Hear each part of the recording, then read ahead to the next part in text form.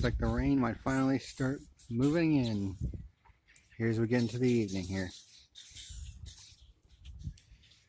But today saw another two races, IndyCar at Barber and NASCAR at Bristol. One race was good, one race not so good. But one race had good officiating decisions, one not so much. And there's the flyover. I don't know if I actually saw that on camera, but let's get into it. This is final analysis.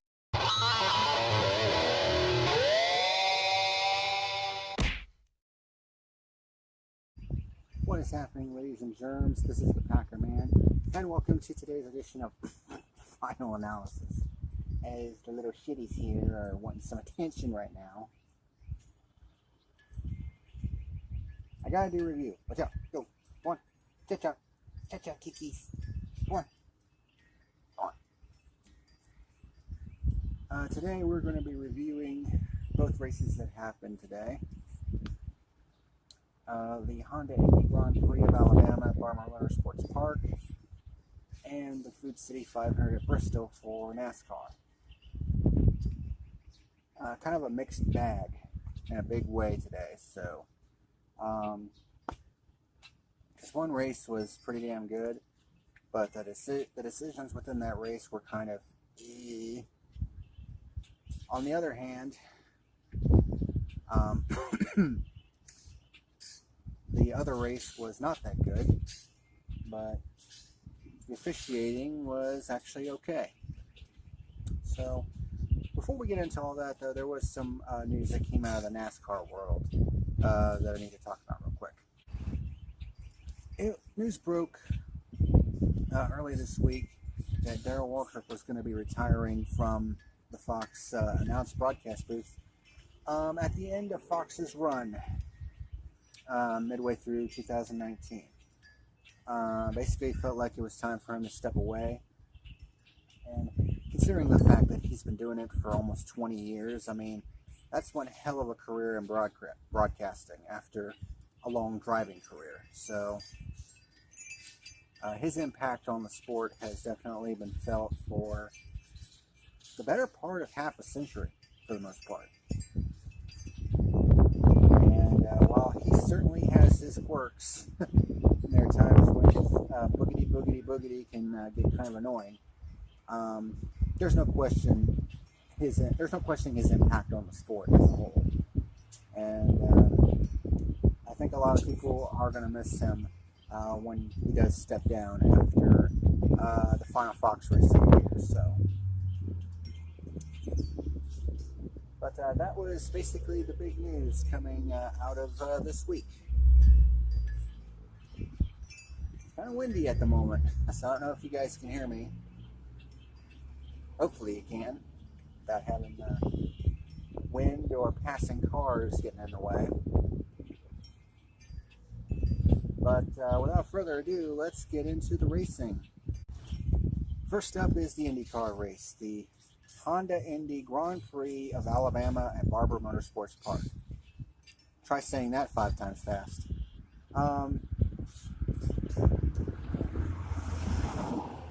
What were my impressions of the race? The race sucked. You know, Barber Motorsports Park it's definitely the most unique, one of the most unique tracks that are on the IndyCar schedule. In the fact that there's never any in between with it. As one of the cats wants to climb up on my leg, trying to claw my leg. Friggin' cat. And that quirk is the races that it puts on are either really, really good or really, really shitty.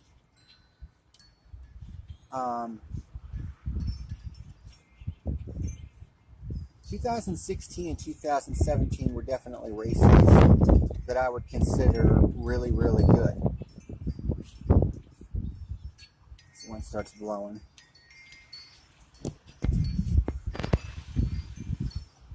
Hopefully the cup that I have set up behind the camera will block some of the wind from getting into the microphone. So I know how annoying that can be. But yeah, for the most part, 2016 and 2017 were awesome races at Barber Motorsports Park. And then the last 2 years have sucked ass.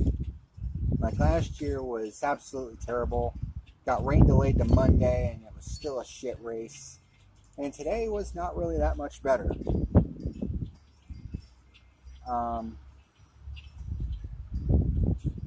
I mean, Takuma Sato started from the pole and basically whipped everybody. He did have one moment late in the race, which we'll get to in a bit. But for the most part, this was just the kind of race that just makes you want to go to sleep. I mean, there wasn't really a whole lot to talk about from this race, other than the fact that Takuma Sato put in, without a doubt, the most dominating performance, the most impressive performance of his career. And he's not exactly a young guy anymore either. He's in his early 40s. And for him to get another win at that age in IndyCar, I mean, that's pretty damn impressive, especially with all these young drivers that are coming in, like Ericsson and Rosenquist and Colton Herta. You got all these, young blood type of drivers that are coming in. Pato O'Ward. I mean, you got all these young guys that are coming into IndyCar now that are probably going to be the future of the sport. And you got a guy like Takuma Sato, one of the old guard, who puts in, the best performance of his career. So, anywho. Oh, and another thing that I kind of noticed as the cats continued jumping all over the place.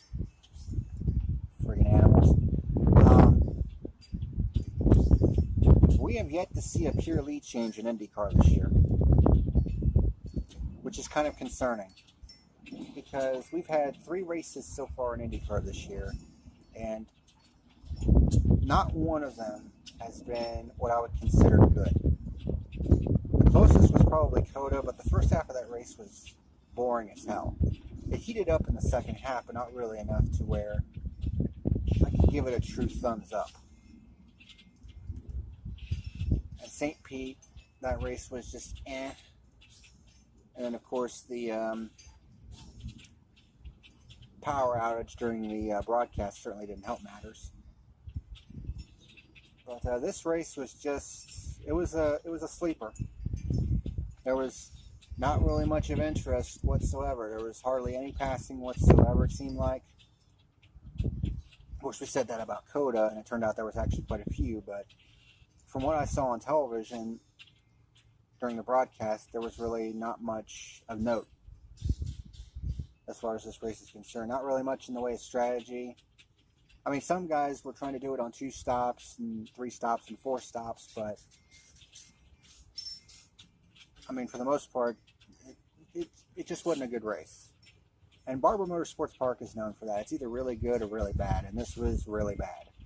I don't think it was as terrible as last year, but I wouldn't say it was enjoyable either. So let's go ahead and get into it. It's not going to take long because I don't have that much in the way of notes. And yes, I do take notes, because that's just the way I am. Whoa. It's like one of the wind chimes fell down. I have to get that fixed. But anywho, so Takuma Sato starts from the pole. The start was kind of crazy, but then again, that's always been IndyCar's MO. The starts and restarts are usually pretty damn insane, especially when they're double wide. There was a lot of tire lockup, but there wasn't any contact, which was pretty crazy considering that there are 24 IndyCars trying to funnel into very tight spaces. So that was impressive. So we had a crazy start. The 20 of Ed Jones was penalized for jumping the start, basically. Everybody was kind of coming down to get ready for the start, and he basically starts zooming around everybody on the inside. IndyCar didn't take too kindly to that, and basically penalized him for jumping the start. And what do you want? Want to be part of the review too? this cat. Anyway, so Sato starts pulling away early. And wind's really starting to pick up now. The pit stops beginning on lap 9. Sato had a 1.8 second lead after 10 laps. And then Sato himself pits from the lead on lap 18. This was a 90-lap race, by the way. There was contact between Will Power and Simon Pagenaud while fighting for position. This was right around 10th to the 12th. And I gotta say, I don't know what the hell has happened to Simon Pagenaud, but ever since he won the championship a couple of years ago, he's just not been the same. I mean, he went winless last year, and I know he's a damn good driver, but it just seems like ever since he won the title a couple of years ago, he's fallen off big time. So I don't know what the heck's up with that. Power goes for a spin at the museum turn, I think it was, and he has to make a pit stop for fresh tires, and he actually ran out of fuel at the end of the race and ended up 11th. So it was just not a good day overall for Will Power. So Sato cycles back with the lead. He led 74 of the 90 laps. So that just shows you how dominating he was. And he has a 3.7 second lead over Dixon at this point. We get a third of the way through the race, and it just hasn't been that interesting. You know, it's one way or the other with Barber. It's either going to be really good or really bad, and it was leaning towards really bad at this point. There was a pretty good battle, though, at the lower half of the top 10. They were all kind of grouped together. Ryan Hunter-Ray gets by Joseph Newgarden for 5th. Colton Herta falls out of the race with mechanical issues. Of course, the winner from Coda. So, not a good day for him. We had massive pit stops happening on lap 36. Sato makes his second stop on lap 38, so it was obvious he was going to do a 3-stopper. And at the halfway point of the race, Sato leads Sebastian Bourdais by 7 seconds. So Bourdais is up to second because, you know, Dale Coyne Racing, with their alternative strategies, which sometimes they work, sometimes they don't,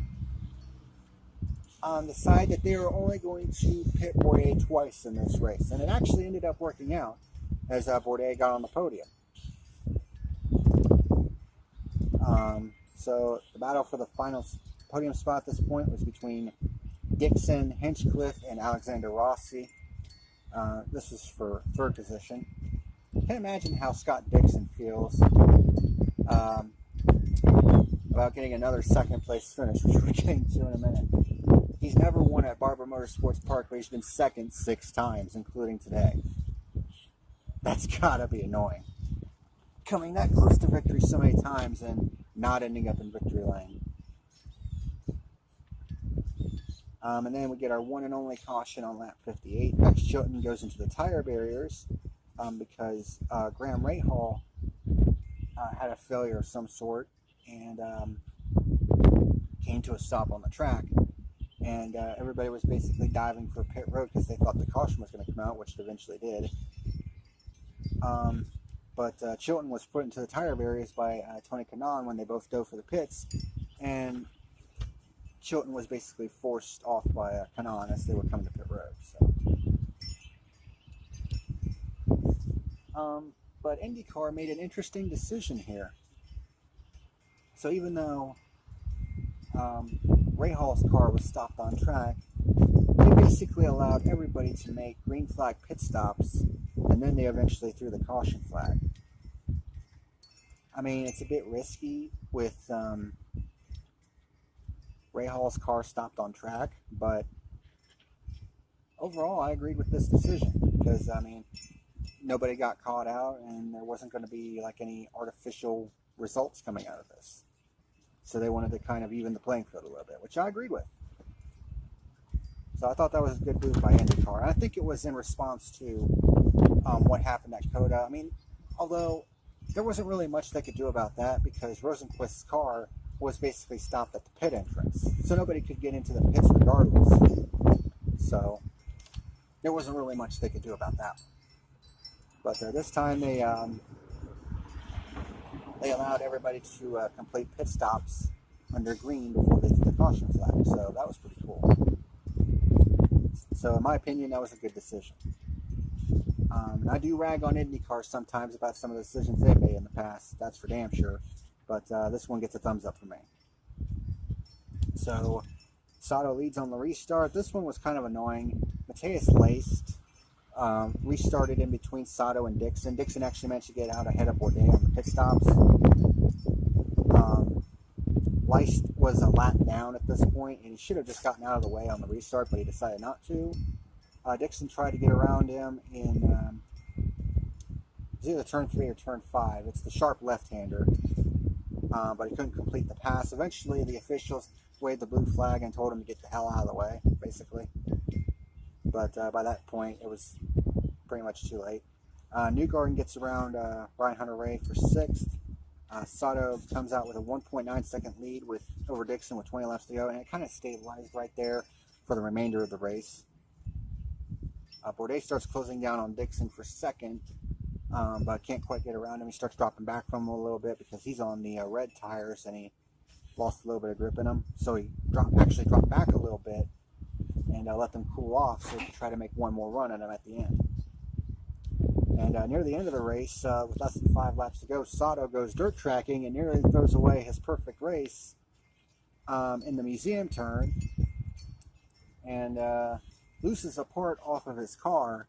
But it didn't seem to affect him all that much because after he got back up to speed, he managed to pull back away again. So evidently it didn't affect him all that much. Newgarden with an aggressive move by Rossi for 4th, and I actually think they made some contact. A little bit weird that Rossi's on the receiving end instead of the giving end on that one. Bourdais closes back in on Dixon for 2nd, coming to the white flag, but was ultimately not able to make the pass on him. And Takuma Sato dominates and wins the Grand Prix of Alabama, leading 74 of the race's 90 laps.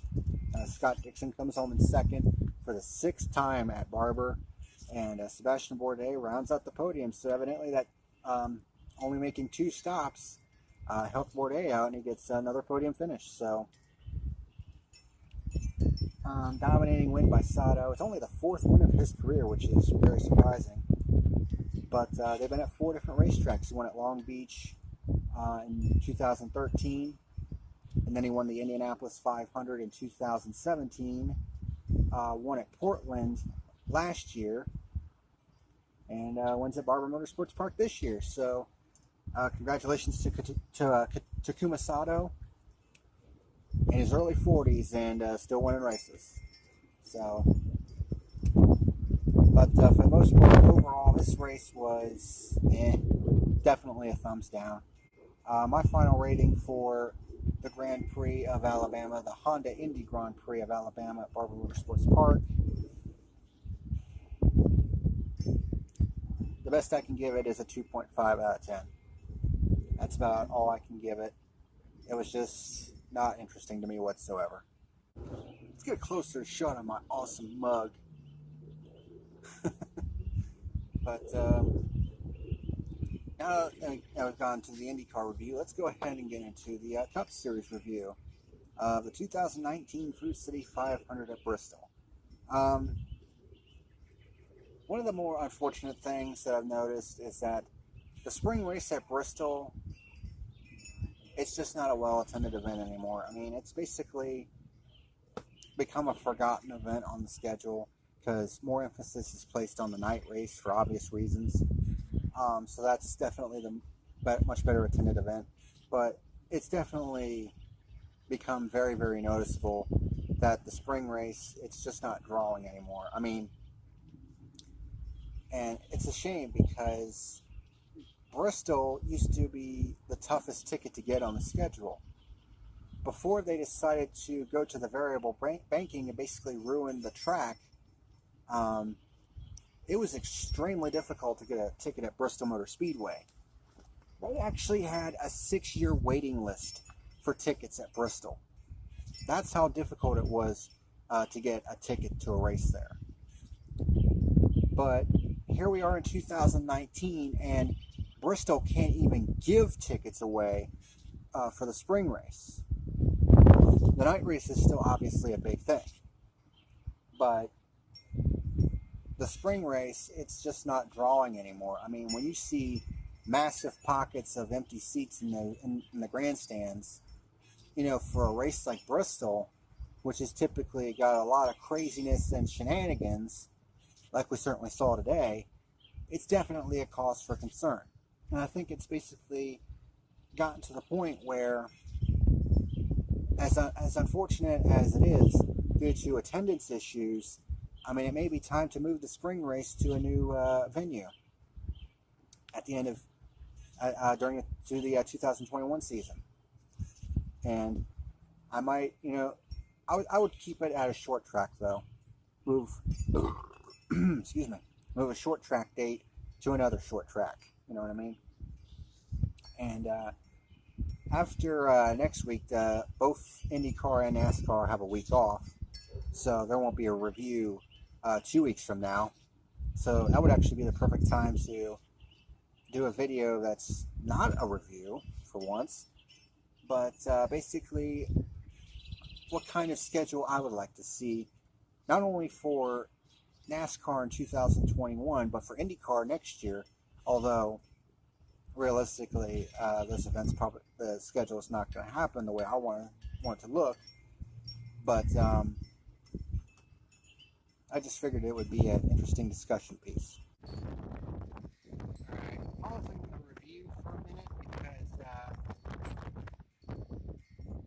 man, the weather is really starting to kick up out here. I can feel it's starting to rain too. So, as much as I hate to say it, we might have to move this show indoors for the NASCAR review. Because it's starting to get way too windy out here, and when the wind blows in the microphone, you can't hear a damn thing. And plus, it's looking like it's going to rain too, so might be moving indoors here in a minute.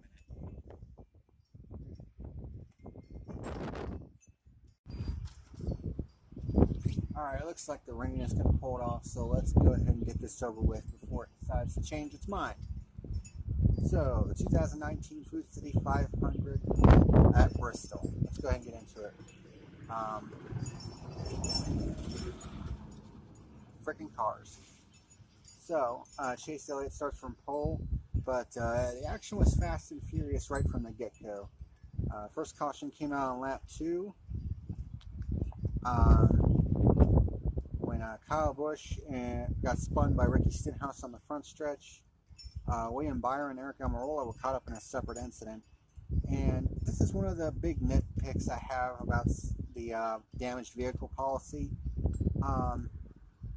Eric Almirola went to the garage to get it fixed, but NASCAR said, no, that's illegal according to the rules. So Almirola was basically forced out of the race right at the beginning.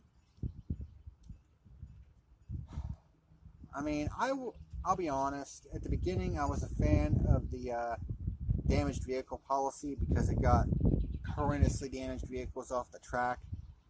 But in this case, it took Almirola out of the race when it really shouldn't have. And the fact that he was forced out over a technicality is pretty friggin' stupid. I mean, it's just another one of the examples of how NASCAR just has way too many rules and their enforcement of them is just questionable. And we're going to be getting to that here in a minute, because there's another thing that happened at the end of the race that really brought my piss to a boil. So Kyle Busch got quite a bit of damage to the rear of his car, but spoiler alert, this is not the last we're going to see of him. So Chase leads on the restart. Ryan Blaney gets around Jimmy Johnson for third.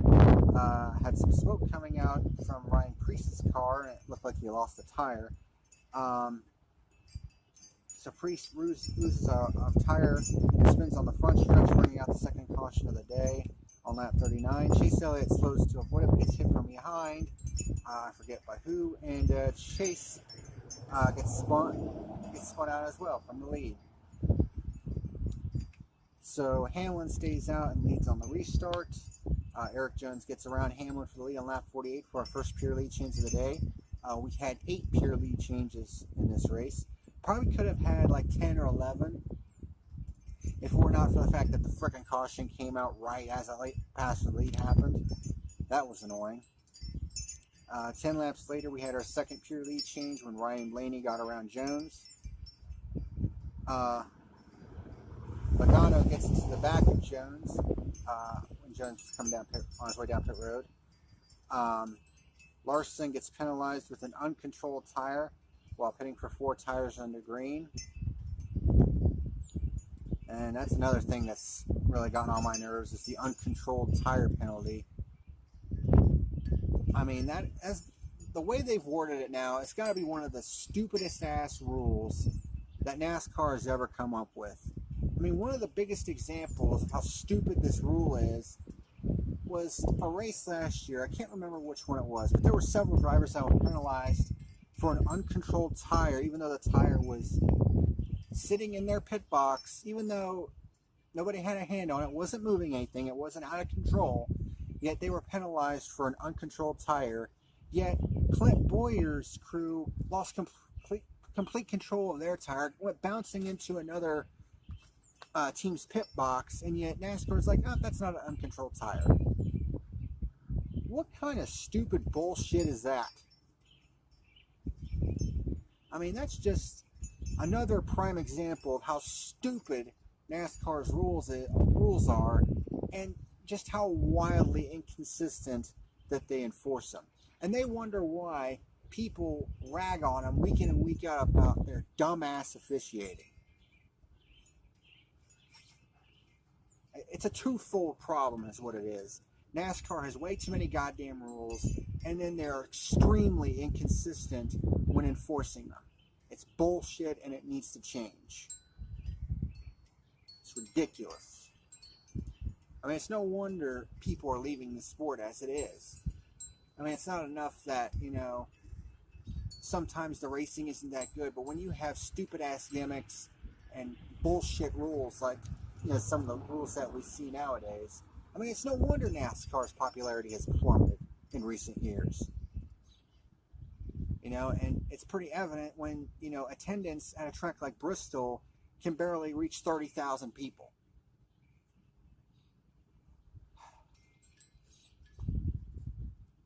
It's ridiculous. Something needs to change. Anyway, Bowyer closes in on Blaney for the lead with 13 laps to go. There was some heavy traffic for the front two. The third caution comes out on lap 117. Ross Chastain nudges Daniel Hemrick in turn 1, and Hemrick spins out. Bowyer stays out while most of the field comes in. There were actually several other drivers that stayed out as well. So Bowyer leads on the restart, but much to a lot of people's surprise, Ty Dillon was able to hold the outside line. They actually made contact coming to the final lap of stage 1, and Ty Dillon actually beats Clint Bowyer to the line to win stage 1. Who in the flying blue monkey hell saw that coming? Unreal. So then we have pit stops. Some of the guys that stayed out come in under the stage break. So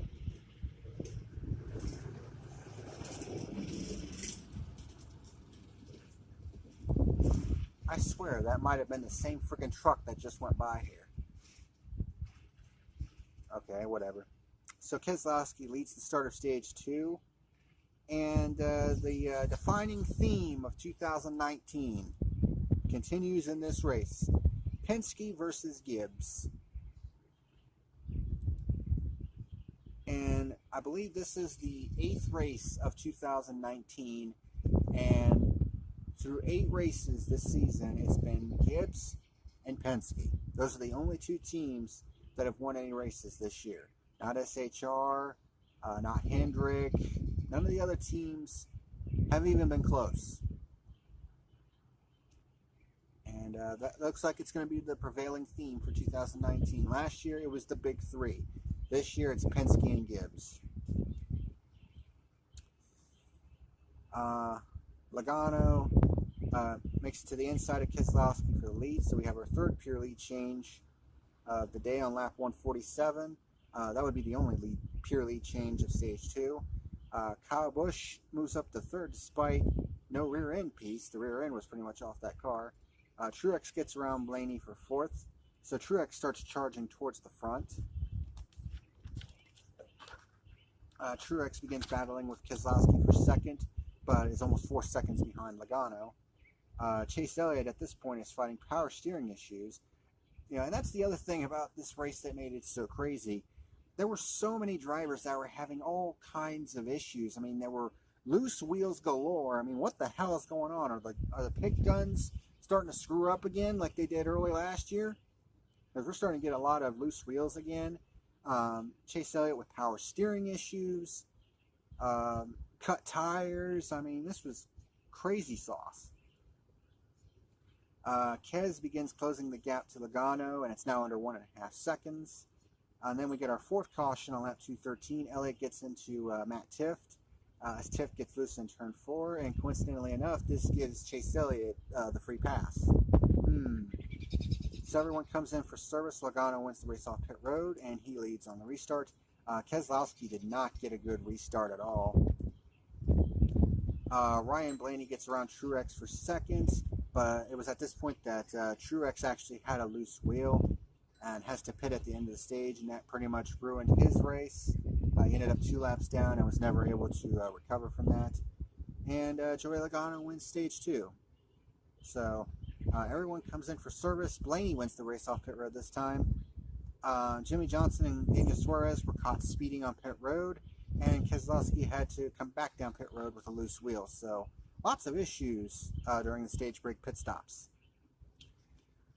Now we get to stage number 3, and this is when things really started to ratchet up. This is when the race really got good. Blaney leads the start of stage 3. Chris Buescher fighting with Ryan Newman for 5th. Right, I'm going to say this right now.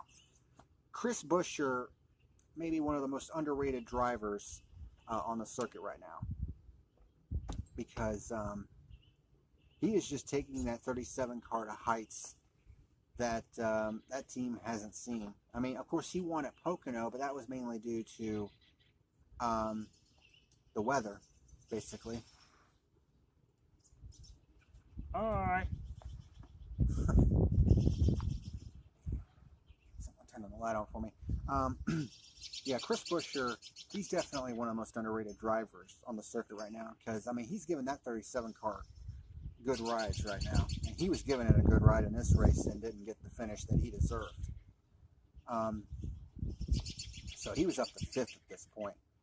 Chase Elliott coming back towards the front despite power steering issues, and that was another thing about this race. There were people that had all sorts of problems in this race, but they were recovering from it. Like Kyle Busch, he got spun early in the race, and he was in the top 5. Chase Elliott with power steering issues, making his way back towards the front. Then we have our 5th caution on lap 271. There was debris on the track from the 19 car after he came across Bubba Wallace's front bumper on the front stretch, basically tore a piece of the rear bumper off, and it flew out onto the track. So that necessitated a caution. So Blaney leads on the restarts.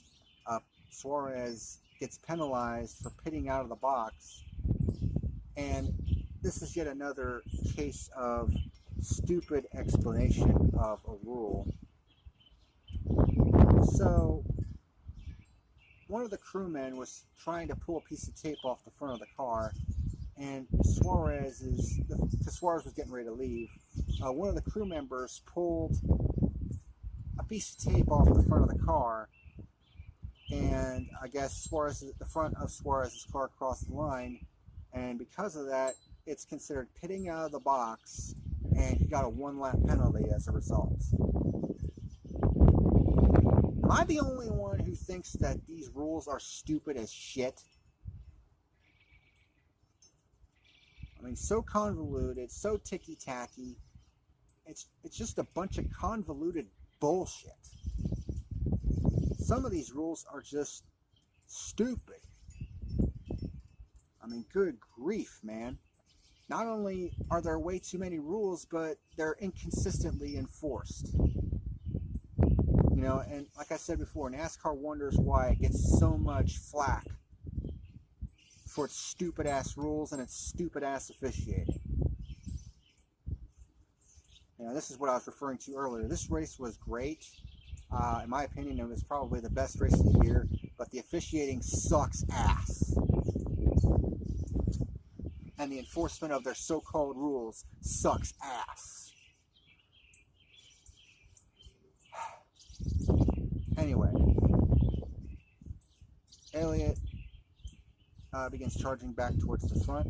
Logano is now challenging Ryan Blaney for the lead, which has been a common theme this year as well, where you have basically the Penske guys battling each other for the win as well.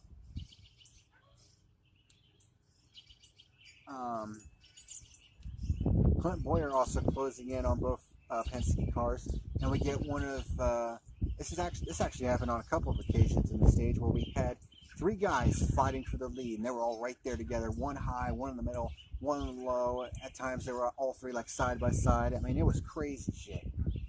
You had Blaney, Logano, and Bowyer fighting it out for the lead, and it's just like, holy crap. You know, and this is something that we've seen at Bristol for the last several years, especially since they started using the traction compound on the inside. It's to me, it's really improved the racing, because you have a lot of guys that prefer the inside groove, a lot of guys trying to use the outside groove, and there's ways to pass. So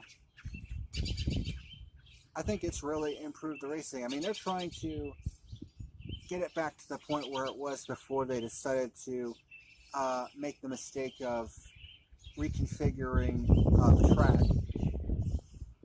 And I think the racing on the track has definitely improved. It just sucks that it may be too little too late, at least for the spring race. So the battle for the lead is heating up big time. Logano finally passes Blaney for the lead. And Blaney actually gave him a nerf down the backstretch into turn 3. And to try to get back underneath them to regain the lead, but it didn't work out. And we had our 4th pure lead change on lap 355. Bowyer gets around Blaney for 2nd. David Reagan smacks the wall in turn 2, but the race stays green. The Busch brothers battle for the 4th position. That wouldn't be the only time they would battle. Bowyer battling Logano for the lead among lap cars. I mean, there were cases where they had to really work the lap traffic. I mean, at one point, I think there was a case where they had 3 wide in front of them. So that was pretty crazy. And then this was kind of annoying. Bowyer gets around Logano for the lead, but before they could get back to the line, the freaking caution comes out. And it's like, well, damn it. That basically negates a pure lead change. And that would have made it 5. I mean, that happened at least twice in this race. And it was for debris. The 6th caution was on lap 375 for debris. So Clint Bowyer wins the race off pit road, and he leads on the restart. But we have our 5th pure lead change on lap 385 when Kyle Busch takes over the lead. So he goes from being spun out basically right at the beginning of the race to now leading. But Bowyer and Logano begin catching back up to Busch for the race lead. We have a 3-way battle once again, which culminates in our 6th pure lead change on lap 409 when Clint Bowyer gets back around Kyle Busch for the lead. So, great racing for the lead here in the 3rd stage. Logano gets by Kyle for 2nd. Then we have our 7th caution on lap 415. Kyle Larson's shitty year continues when he gets into the 52. Gets loose and slides up into the 24 William Byron. They go hard into the wall, and Larson spins out. So his crappy year continues. Hamlin takes just 2 tires, but gets nabbed for speeding, so that's a wah. That ruins that strategy. And Kyle Busch, the first off with 4 tires, so he leads on the restart. Bowyer got a piss poor start. Nearly loses in turn 4 trying to get back. Blaney tries to move Newman out of the way, and then when he gets around him, he kind of moves up in front of him, basically cuts him off and nearly spins himself out. Chase gets into the back of Newman and completely caves in the left rear of Newman's car while damaging his right front, which ended up cutting his right front tire. Then the 8th caution came out on lap 432 when Clint Bowyer and Joey Logano gets together, and that immediately cuts Clint Bowyer's right front tire and puts him into the wall. And of course, Elliott right after that loses his right front tire. So at this point, it's like, what the hell is going on here? You know, everybody's just losing their tires and all this other crap. And it is starting to get dark out here, so yeah, kind of crazy. So I don't think you can really see me at the moment. So I don't know if I can adjust the lighting a little bit. Maybe a little bit. As long as you can hear me, that's the important thing. So Busch leads on the restart, and then you have all 3 Penske cars chasing Kyle Busch. Keselowski starts catching Busch for the lead, and he actually ends up making the pass.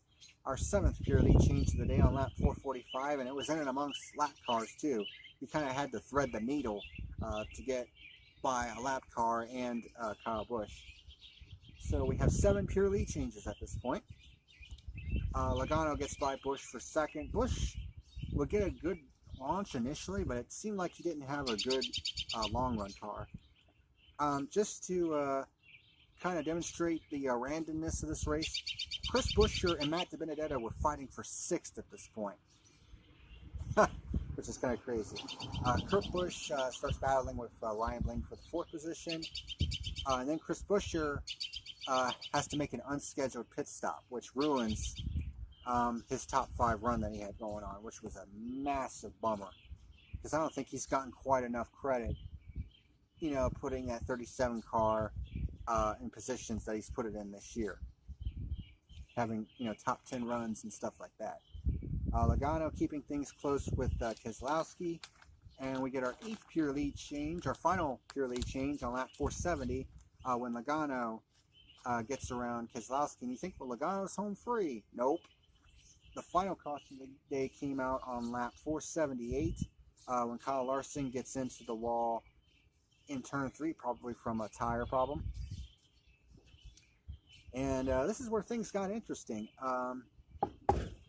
Both of the Busch brothers decide to stay out, as well as Paul Menard and Clint Bowyer, I think, stayed out as well. There was another car that stayed out, and I can't quite remember which one it was. But I do know that both the Busch brothers stayed out, and Paul Menard stayed out. And everyone else comes in for tires. And this is when NASCAR stupidity really comes to light here. So they were trying to get the restart order in line, and apparently Keselowski was supposed to restart behind Ryan Newman. So they were basically trying to line up, and they were basically 3 wide coming to the green flag. And instead of holding off for one more lap to let the order get sorted out, they decided to just say, screw it, let's just throw the green. And they penalized Keselowski for not following instructions from the tower. Basically an improper restart is what it was. Well, you know what? Maybe if you had decided to wait an extra lap to let the order sort itself out, then, you know, maybe that sort of thing wouldn't happen.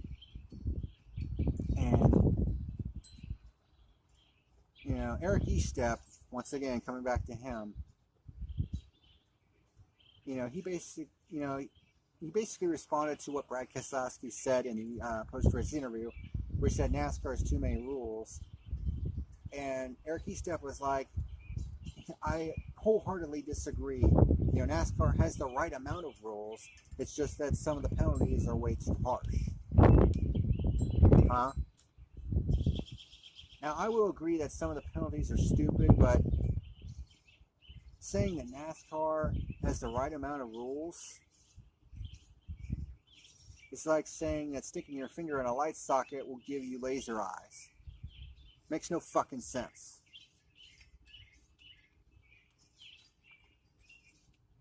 I mean, don't get me wrong. I like Eric Estep, and I respect, what he has basically, turned his channel into. But, I mean, it really gets on my nerves that it seems like no matter, even if NASCAR screws up, I mean, Keselowski probably should have, gotten into line like he was supposed to, way earlier. But at the same time, if the restart's not quite set, then wait an extra lap for things to, kind of sort itself out before throwing the green flag when everybody's 3 wide. So that's also on NASCAR. I mean, I would put partial blame on Keselowski, but I'm not letting NASCAR off the hook either. They should have waited an extra lap and let the order sort itself out before throwing the green flag. So I don't understand why Eric Estep always seems to like to kiss NASCAR's ass, even when they do wrong. Okay, I can, appreciate the fact that, he likes NASCAR. He's a huge fan of NASCAR. Hell, I am too. But at the same time, I'm not going to give NASCAR a pass just because I'm a fan of NASCAR. If I think they screwed the pooch, I'm going to let it be known. And I find it really irritating that, I think NASCAR screwed the pooch here, and yet Eric Estep basically wants to suck their ass and basically defend them for screwing up. It's absolutely ridiculous, and is the antithesis of being a critic.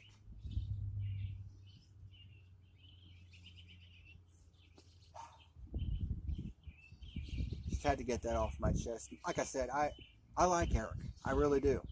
And I respect, his analysis and everything he does, but sometimes he just brown noses for NASCAR way too much when they screw up. And quite frankly, it's ridiculous. I'm sorry for telling it like it is, but I mean, when I praise NASCAR, when NASCAR does good, I praise them for it. And when they screw up, I let it be known.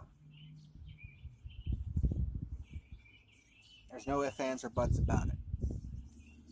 At least I'm honest. I'll put it that way. So, we get the final restart. Kyle Busch leads on the restart. Keselowski would have restarted, I think, 7th. But, of course, gets black flag for, the stupidness of NASCAR. Kurt starts closing in on his younger brother for the lead. And I like what he said in the post-race interview. He said, I would have wrecked my brother to win the race. And I'm pretty sure Kyle would have done the same thing in his shoes. And he was actually closing in on Kyle for the lead, but he lost a little bit in turn 2. And that was pretty much all she wrote after that. And Kyle Busch wins the Food City 500 at Bristol for his 54th career win, which now puts him into a tie for 10th all-time with the legendary Lee Petty. And I believe this is Kyle's 4th win of 2019, so he's won 4 out of the first 8 races this season, basically continuing what he did last year.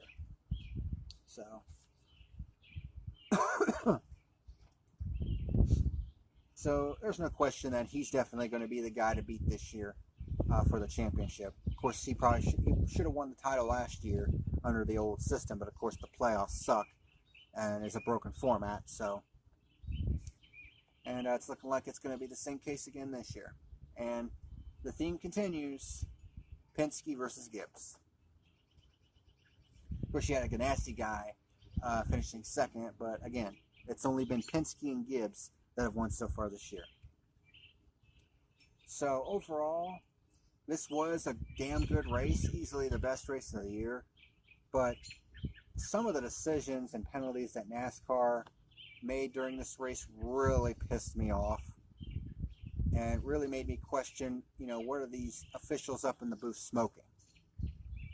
Because some of the explanations are just really ridiculous. I mean, even Darrell Waltrip himself said in regard to the uncontrolled tire penalties, there needs to be a better way to explain these uncontrolled tire penalties, because the way they're doing it now is, it's convoluted and ridiculous. And I wholeheartedly agree with Darrell Waltrip in that case. And it looks like it's starting to rain a little bit again, so it's been teasing me all friggin' evening. But at the very least, it's held off for this review. So overall, I mean, when I put the stupid stuff that NASCAR made aside, the stupid decisions they made aside, honestly, this was a damn good race. It was easily the best race of the year so far. And we've had some pretty good ones this year from NASCAR, which is quite the opposite for IndyCar. It just seems like, the races haven't been that good, but at least the officiating hasn't made you want to rip your hair out. Whereas with NASCAR, the racing has been good, but the officiating has been atrocious. So, but that isn't to say that the race wasn't good, because it actually was. So, with that being said, my final rating for the Food City 500 at Bristol, I'm going to give it a solid 8 out of 10. It was a good race. It was definitely the best race of the year. Lots of good passing, lots of lead changes, lots of three-way battling for the lead, which is pretty cool. It's just a shame that the spring race just doesn't have great attendance anymore. It just seems like they can't give away tickets at that venue anymore for some reason, which is a shame because the racing has actually been really good. And that really sucks. But that's pretty much going to do it for me tonight. Bit of a long review, but that's what happens when you have 2 races and one of them is actually really good. So thank you very much for watching. And until next time, this is the PackerMan signing out.